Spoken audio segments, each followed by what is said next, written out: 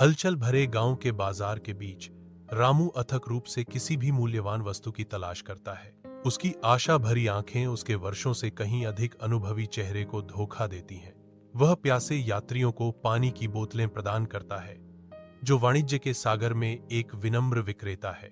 ईमानदार श्रम से वह जूतों को चमकाता है। प्रत्येक चमक उसके समर्पण का प्रमाण है। एक नेक कारण से प्रेरित रामू टिका रहता है। उसकी हर क्रिया अपनी मां को ठीक करने की आशा से प्रेरित है। एक अमीर आदमी तिरस्कारपूर्ण नजर डालता है, लेकिन रामू अविचलित रहता है। उसकी आत्मा अडिग रहती है। रामू धुंधली झोपड़ी में प्रवेश करता है। उसकी थकान स्पष्ट है। उसकी मां बिस्तर पर निश्चल पड़ी है। उसकी दुर्बलता स्पष्ट है। कोमल हाथों से रामू अपनी मां को उठाते हैं, उसे पानी पिलाते हैं। वह कोमलता से उसके माथे पर हाथ फेरता है।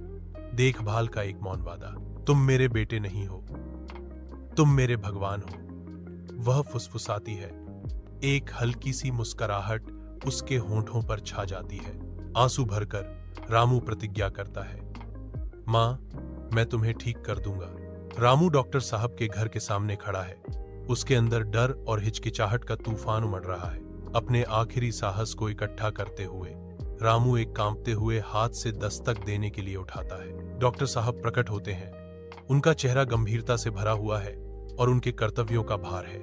चिंता के तनाव में रामू की आवाज फट जाती है, क्योंकि वह अपनी मां के जीवन के लिए गुहार लगाता है।